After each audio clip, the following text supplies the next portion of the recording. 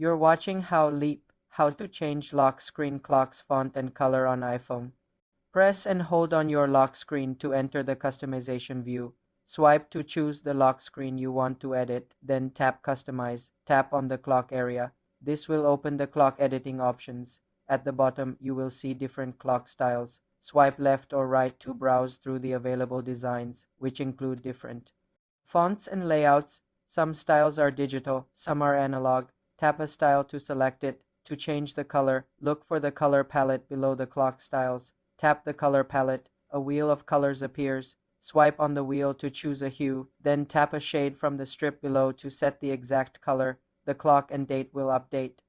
In real time, you can also choose a gradient or a custom color from your wallpaper by tapping the color picker icon eyedropper and selecting a color from your background. After choosing your font style and color, tap Done in the top right. Tap X to exit. Your lock screen clock now has the new font and color. This customization is part of iOS 16 and later. You can create multiple lock screens with different clock styles and switch between them. For more simple computer tutorials, subscribe to the channel.